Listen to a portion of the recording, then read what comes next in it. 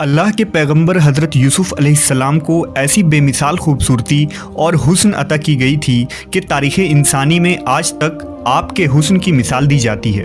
شاعر اپنی شاعری اور قصہ گو اپنی قصے کہانیوں میں حضرت یوسف علیہ السلام کی خوبصورتی کا ذکر کثرت سے کرتے آئے ہیں۔ حسن اور خوبروئی کا کوئی پہلو ایسا نہ تھا جو آپ میں نہیں تھا۔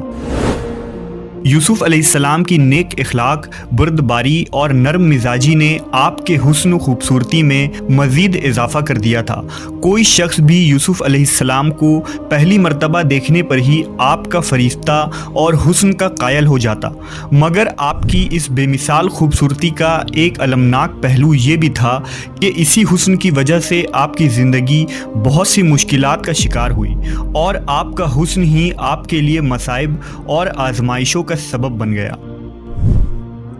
حضرت یوسف علیہ السلام کے والد کا نام یعقوب علیہ السلام تھا، جو خود ایک جلیل القدر نبی تھے۔ حضرت یعقوب علیہ السلام کے 12 بیٹے تھے، لیکن یوسف علیہ السلام کی خوبصورتی اور معصومیت کی وجہ سے آپ کو ان سے زیادہ محبت تھی اور آپ حضرت یوسف علیہ السلام کو اپنے دوسرے بیٹوں پر فوقیت دیتے تھے۔ لہٰذا حسد میں آ کر ایک دن حضرت یوسف علیہ السلام کے بھائیوں نے دور صحرا میں انہیں ایک کنویں میں پھینک دیا اور گھر آ کر یعقوب علیہ السلام کو جھوٹ بولا کہ ایک بھیڑیا انہیں چیر پھاڑ کر کھا گیا۔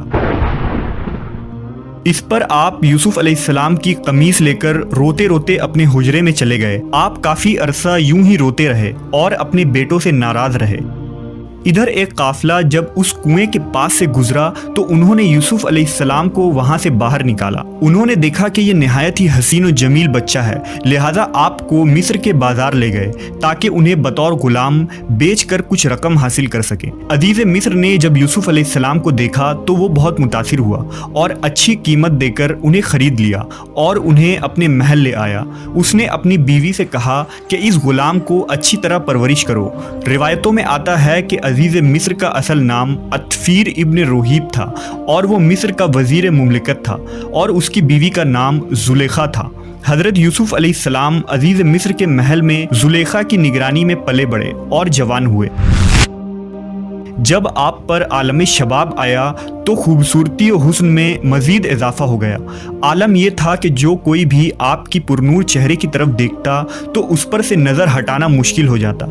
ایک حدیث میں رسول اللہ صلی اللہ علیہ وسلم نے فرمایا کہ جب دنیا بنی تو حسن کے 3 حصے کیے گئے، جن میں ایک حصہ حضرت یوسف علیہ السلام کو دیا گیا، ایک حصہ ان کی والدہ کو دیا گیا اور ایک حصہ پوری دنیا میں تقسیم کیا گیا۔ عزیز مصر کی بیوی زلیخا آپ کی خوبصورتی اور حسن کے ساتھ دیانت، شرافت، پاکیزگی اور سچائی سے بھی بہت متاثر تھی، لیکن ابھی اللہ کو یوسف علیہ السلام کو مزید امتحانات میں گزارنا تھا۔ وقت کے ساتھ عزیز مصر کی بیوی زلیخا یوسف علیہ السلام کے حسن سے مرعوب ہو کر آپ کے عشق میں مبتلا ہو گئی۔ ایک دن زلیخا نے حضرت یوسف علیہ السلام کو اپنے خوابگاہ میں بلایا اور دروازے بند کر کے اپنی حرام خواہش کو ظاہر کیا۔ حضرت یوسف علیہ السلام نے اللہ کا نام لیا اور خوف کھاتے ہوئے دروازے کی جانب بھاگے۔ زلیخا انہیں پکڑنے کے لیے ان کے پیچھے دوڑی۔ ان کی قمیص کا پچھلا دامن اس کے ہاتھ میں آ گیا، جسے اس نے اپنی طرف کھینچا تو وہ پھٹ گیا۔ حضرت یوسف علیہ السلام باہر نکلے تو سامنے عزیز مصر کھڑا تھا، پیچھے زلیخا بھی باہر آ گئی۔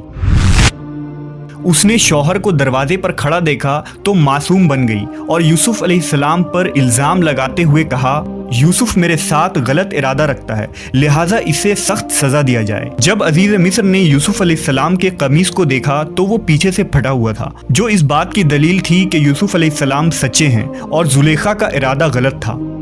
وہیں اللہ کی طرف سے ایک اور معجزہ سرزد ہو گیا اور محل میں موجود ایک دودھ پیتا ہوا شیرخوار بچہ اللہ کے حکم سے بول اٹھا اور اس نے گواہی دی کہ یوسف علیہ السلام پاک دامن اور سچے ہیں۔ یوں عزیز مصر کے سامنے سچائی واضح ہو گئی، لیکن اپنی بیوی کی بدنامی کے خاطر وہ خاموش ہو گیا اور بات کو رفع دفع کیا۔ یہ واقعہ آہستہ آہستہ پورے شہر میں عام ہو گئی، لہٰذا مصر کے لوگوں نے زلیخا پر طعن و طنز کرنا شروع کر دیا کہ عزیز مصر کی بیوی خود اپنے ہی غلام کے عشق میں مبتلا ہو گئی ہے۔ ان چرچوں سے تنگ آ کر زلیخا نے ایک بہت بڑی دعوت رکھی جس میں شہر کی معزز خواتین کو کھانے پر دعوت دی گئی۔ جب دعوت کا آغاز ہوا تو زلیخا نے تمام عورتوں کو ایک چھری اور پھل دے کر اسے کاٹنے کو کہا۔ جب وہ عورتیں پھل کاٹنے لگی تو عین اسی وقت زلیخا کے حکم سے یوسف علیہ السلام کو بلایا گیا۔ جیسے ہی ان عورتوں نے یوسف علیہ السلام کے حسن و جمال کو دیکھا تو مدہوش ہو گئیں اور پھل کی جگہ اپنی انگلیاں کاٹ لیں۔ لہٰذا اس کے ذریعہ زلیخا نے عورتوں کو سمجھانے کی کوشش کی کہ آخر وہ کیوں یوسف علیہ السلام کے عشق میں مبتلا ہے۔ آخر ایسے خوبرو جوان جسے دیکھ کر عورتیں اپنی انگلیاں کاٹ لیں، اس پر دل آ جانا کوئی حیرت کی بات نہیں ہے۔ اس واقعہ کے بعد ہر دن مصر کی کوئی نہ کوئی عورت یوسف علیہ السلام سے رابطے کی درخواست کرتی تھی، لہذا آپ علیہ السلام نے اللہ سے دعا کی کہ ان سے نجات مل جائے۔ آخر کار زلیخا کے لاکھ اصرار کرنے پر بھی یوسف علیہ السلام اس کی طرف مائل نہ ہوئے اور اس کی خواہش کو رد کرتے رہے، تو عزیز مصر اور زلیخا کے حکم سے آپ کو زندان میں قید کر دیا گیا۔ یوسف علیہ السلام کی اس دعا کا ذکر اللہ نے قرآن مجید میں بھی کیا ہے۔ یوسف علیہ السلام نے کہا، اے میرے پروردگار، جس کام کی طرف وہ مجھے بلا رہی ہے اس سے بہتر تو قید خانہ ہے۔